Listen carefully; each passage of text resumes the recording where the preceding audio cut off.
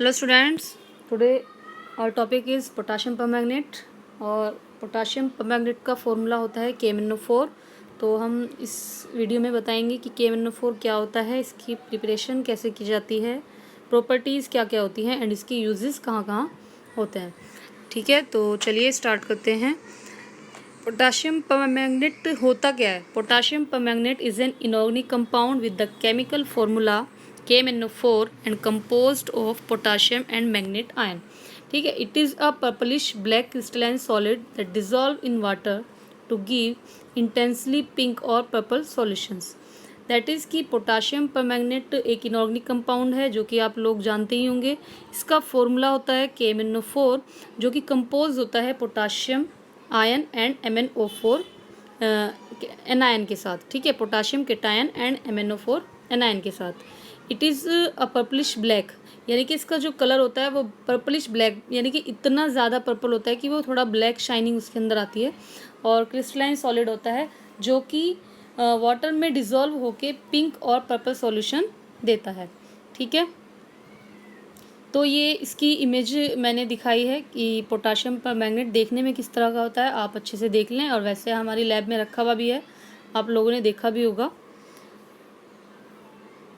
Structure potassium permanganate की कुछ इस तरीके की होती है कि इसमें पोटाशियम केटायन होता है, MnO4 नेगेटिव आयन होता है। और MnO4 में बॉन्डिंग इसमें आप क्लियरली देख सकते हैं कि बॉन्डिंग किस तरह की होती है। तो चलिए प्रिपरेशन की बात करते हैं। प्रिपरेशन ऑफ पोटाशियम परमैंगनेट, इसमें हम बताएंगे कि पोटाशियम परमैंगनेट कैसे कैसे बनाया जाता है या कौन कौन से इसके तरीके हैं बनाने के। तो first of all preparation of KMnO4 involves the following steps, कि इसकी जो प्रिपरेशन है इसमें कुछ स्टेप्स इन्वॉल्व हैं। फर्स्ट है हमारा conversion of MnO2 to potassium magnet. Potassium magnet का कन्वर्जन किया जाता है MnO2 का कन्वर्जन किया जाता है पोटाशियम मैग्नेट में। ठीक है, तो इसमें क्या किया जाता है, the powdered pyrolusite is fused with potassium hydroxide in the presence of air to form potassium manganate which is a green coloured compound. ठीक है, तो ये जो हमने MnO2 बताया है इसी को हम क्या बोलते हैं, पायरोल्यूसाइड। ठीक है, इसका कन्वर्जन किया जाता है पोटाशियम मैग्नेट में जिसका फॉर्मूला होता है K2MnO4। और हमें चाहिए क्या है, पोटाशियम परमैंगनेट। तो रिएक्शन होती है इस तरह से कि MnO2 को फ्यूज्ड किया जाता है KOH के साथ, पोटाशियम हाइड्रोक्साइड के साथ, इन द प्रेजेंस ऑफ ऑक्सीजन। ठीक है, तो यहाँ से रिएक्शन हमारी कन्वर्ट हो जाती है, K2MnO4 बनता है हमें, यानी कि पोटाशियम मैग्नेट हमारे पास आ जाता है with the elimination of water. इसके बाद next chemical oxidation. Chemical oxidation का मतलब क्या है कि जो हमें पोटाशियम मैग्नेट मिला है इसका कन्वर्जन होता है पोटाशियम परमैंगनेट। इससे आप इस तरह से भी लिख सकते हैं, conversion of potassium manganate into potassium permanganate.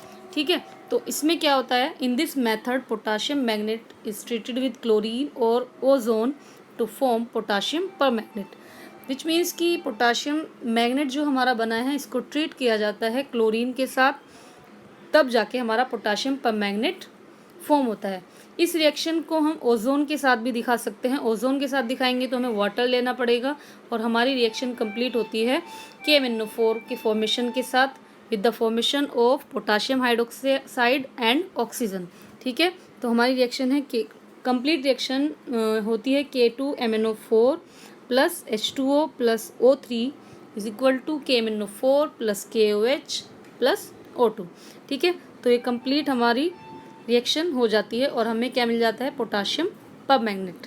अब पोटाशियम परमैंगनेट हमने किससे प्राप्त किया, पोटाशियम मैग्नेट से, यानी कि पोटाशियम मैग्नेट का कन्वर्जन हुआ है हमारा पोटाशियम परमैंगनेट में।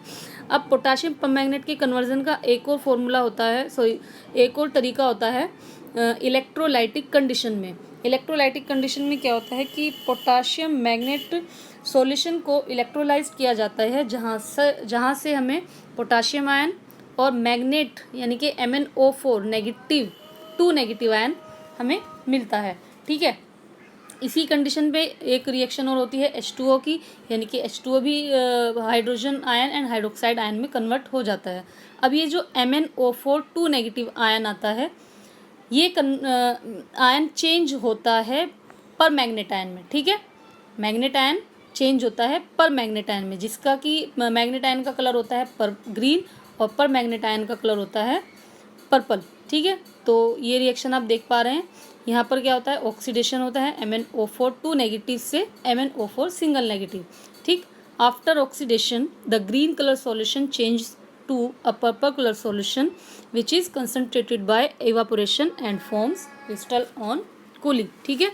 यानी कि जो हमारा ग्रीन कलर सॉल्यूशन है ये चेंज हो जाता है पर्पल कलर सॉल्यूशन में, जिसे कंसनट्रेट किया जाता है इवापोरेशन के द्वारा, एंड यहाँ से हमें पोटाशियम परमैंगनेट के क्रिस्टल्स प्राप्त हो जाते हैं ठंडा करने पर, ठीक है। तो ये प्रिपरेशन कंप्लीट होती है आपकी पोटाशियम परमैंगनेट की। तो चलिए प्रॉपर्टीज़ की बात करते हैं।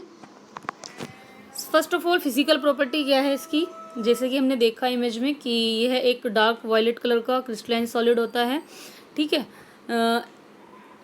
सेकंड हमारी प्रॉपर्टी है एक्शन ऑफ हीट, यानी कि ये हीट करने पर एट 200 डिग्री सेल्सियस, यानी कि अगर हम इसको 200 डिग्री सेल्सियस पर हीट करते हैं तो ये डिकम्पोज हो जाता है एंड हमें क्या मिलता है, ऑक्सीजन, ठीक है। ऑक्सीजन मिलता है प्लस इसके साथ MnO2 and potassium magnet K2MnO4, ठीक। उसके बाद अगर हम और ज़्यादा टेम्परेचर इसको देते हैं on further heating at 500 to 700 degree Celsius it decompose according to the equation. तो हमारा जो डिकम्पोजिशन होता है उसमें कुछ और हमें मिलता है, जैसे कि अगर हमने 200 पर किया तो हमें क्या मिला, oxygen plus potassium magnet plus manganese dioxide. अब अगर हम इसको और ज़्यादा हीट देते हैं या इसकी जो हीटिंग टेम्परेचर है वो हम बढ़ा देते हैं तो हमें क्या मिलता है, potassium sub magnet, potassium sub magnet. Note कर लें सभी, फॉर्मूला है इसका K3MnO4 potassium sub magnet plus MnO2 and oxygen as it is as reaction above, ठीक है। और पोटाशियम मैग्नेट भी हमारा एक रिएक्शन के साथ देता है पोटाशियम मैग्नाइट। पोटाशियम मैग्नाइट का फॉर्मूला होता है, पोटाशियम मैग्नाइट का फॉर्मूला K2MnO3, विच मीन्स कि जैसे कि हमने अभी टेम्परेचर बढ़ाया डिकम्पोजिशन करने के लिए तो हमें प्राप्त हुआ पोटाशियम सब मैग्नेट। और अगर हम पोटाशियम सब मैग्नेट को टेम्परेचर देते हैं या हीट करते हैं, शायद मैंने अभी कुछ गलत बोल दिया था, वो पोटाशियम सब मैग्नेट को हीट अगर हम करते हैं तो हमें क्या मिलता है, पोटाशियम मैग्नाइट, ठीक है, जिसका फॉर्मूला है K2MnO3। नोट कर लें सभी, K2MnO3। तो नेक्स्ट प्रॉपर्टी की बात आती है action of concentrated sulphuric acid. Next property हमारी केमिकल प्रॉपर्टी है action of concentrated sulphuric acid. With the cold acid manganese heptoxide is formed which is decompose to give MnO2 and oxygen. That is कि जब हम potassium permanganate की cold sulphuric acid के साथ reaction कराते हैं तो क्या बनता है हमारा, मैग्नीज हेप्टोक्साइड, ठीक है। मैग्नीज हेप्टोक्साइड फॉर्मूला है Mn2O7। नोट कर लें, Mn2O7, ठीक है। फिर इसके बाद ये Mn2O7 which means manganese हेप्टोक्साइड decompose होता है एंड हमें वापस क्या मिलता है, MnO2 एंड ऑक्सीजन हमारी रिलीज हो जाती है। नेक्स्ट इसके बाद हमें क्या देखना है, on heating with concentrated sulphuric acid oxygen is evolved, which means कि अगर हम इस मिक्सचर को गर्म करते हैं, ठीक है, ऑन हीटिंग, पहले हमने क्या लिया था, कोल्ड एसिड, इस बार हम क्या कर रहे हैं, हीट कर रहे हैं, तो क्या बनता है हमारा, पोटाशियम सल्फेट बनता है, मैग्नीज सल्फेट बनता है प्लस वाटर बनता है एंड हमारा ऑक्सीजन इवॉल्व होती है, ठीक है। तो ये रिएक्शन आप अच्छे से कर लें, बहुत ही ध्यान से करें क्योंकि इम्पोर्टेंट है। नेक्स्ट हमारी आती है oxidising property. Next reaction is oxidising property. ये आप सभी जानते हैं कि पोटाशियम परमैंगनेट एक स्ट्रॉन्ग ऑक्सीडाइजिंग एजेंट है, ठीक। तो चलिए स्टार्ट करते हैं। It is a strong oxidising agent and act as an oxidising agent in acidic, alkaline and neutral media. That is कि ये एक स्ट्रॉन्ग ऑक्सीडाइजिंग एजेंट है और ये ऑक्सीडाइजिंग एजेंट का काम करता है किस किस मीडियम में, एसिडिक मीडियम में, एल्केलाइन मीडियम में एंड न्यूट्रल मीडियम में। तो एसिडिक मीडियम में कैसे काम करता है, ये आ गया। ये रिएक्शंस आप देख पा रहे हैं कि जब हम पोटाशियम मैग्नेट की एसिडिक मीडिया में ऑक्सीडेशन रिएक्शन कराते हैं तो ये किसको ऑक्सीडाइज करता है, फेरस सल्फेट को ऑक्सीडाइज करता है फेरिक सल्फेट में, ठीक है। पोटाशियम आयोडाइड को ऑक्सीडाइज करता है आयोडीन में, ऑक्जेलिक एसिड को ऑक्सीडाइज करता है कार्बन डाइऑक्साइड में, H2S हाइड्रोजन सल्फाइड को सल्फर में, नाइट्राइट को नाइट्रेट में, HCl को क्लोरीन में एंड हाइड्रोजन परऑक्साइड को ऑक्सीजन में, ठीक है। तो ये रिएक्शंस आप दिखा सकते हैं। मैंने 6 रिएक्शंस यहाँ पर दिखाई हैं। आप इनमें से चाहें तो 1-2 कम भी कर सकते हैं, बट एग्जाम्पल जितना ज़्यादा करेंगे उतना ज़्यादा बेटर है, ठीक है। तो चलिए फर्स्ट इस रिएक्शन की बात करते हैं, फेरस सल्फेट, विच मीन्स कि ये फेरस सल्फेट को फेरिक सल्फेट में ऑक्सीडाइज करता है। और हमारी रिएक्शन किस तरह से होती है, potassium permanganate plus sulphuric acid plus ferrous sulphate is equal to potassium sulphate plus manganese sulphate और फेरिक सल्फेट एंड वाटर, ठीक है। इसी तरह से पोटाशियम आयोडाइड के साथ रिएक्शन दिखाते हैं तो हमारा यही बनता है K2SO4 बनेगा, MnSO4 H2O एंड आयोडीन, ठीक है। तो ये सभी रिएक्शंस आप ध्यान से कर लें। ऑक्जेलिक एसिड वाली भी है जिसमें हमारा ऑक्जेलिक एसिड ऑक्सीडाइज हो रहा है कार्बन डाइऑक्साइड में। इसी तरह से H2S ऑक्सीडाइज हो रहा है सल्फर में, सोडियम नाइट्राइट ऑक्सीडाइज हो रहा है सोडियम नाइट्रेट में एंड हाइड्रोक्लोरिक एसिड ऑक्सीडाइज हो रहा है क्लोरीन में, ठीक है। तो ये रिएक्शंस आप ध्यान से कर लें जैसे कि मैंने यहाँ पर दिखाई है वीडियो में, और इनको अच्छे से समझ लें। रटना नहीं है, समझना है और समझ के पेन पेपर के साथ खुद से करना है, ठीक है। नेक्स्ट आती है इन एल्केलाइन मीडियम, ठीक है। और एसिडिक मीडियम में हमने बता दिया। अब एल्केलाइन मीडियम में हम कौन सा अपना एल्कली लेंगे, KOH पोटाशियम हाइड्रोक्साइड, ठीक है।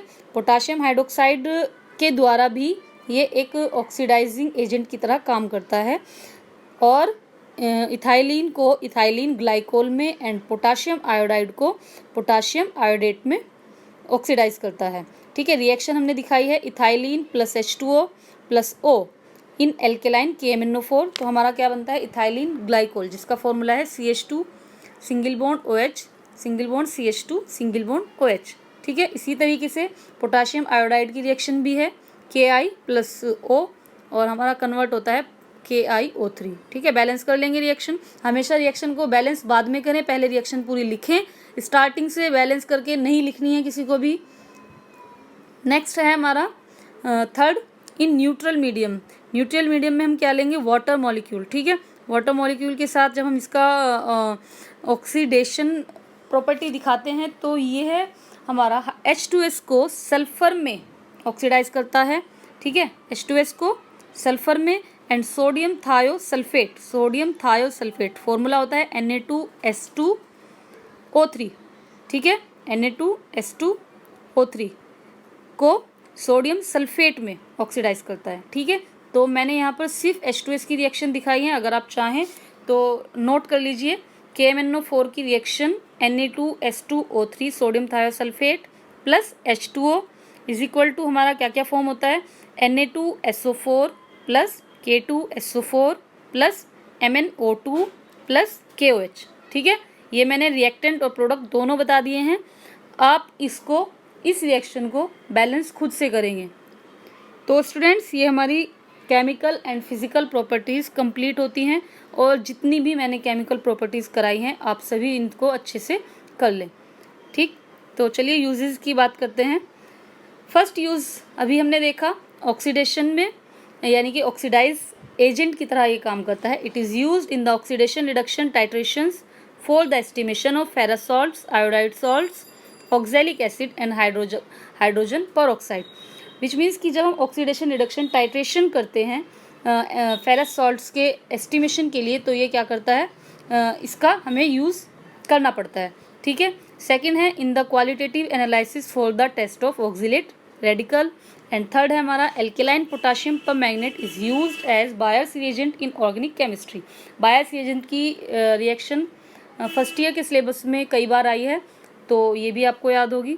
और 4 पॉइंट अगर आप लिखना चाहें, as it is used as an oxidising agent. तो स्टूडेंट्स, ये हमारा टॉपिक यहीं पर ख़त्म होता है। सभी वीडियो को अच्छे से देख लें और समझ लें, और कोई प्रॉब्लम हो तो आप मुझसे डिस्कस कर लें। तो मिलते हैं नेक्स्ट क्लास में, तब तक के लिए goodbye and take care.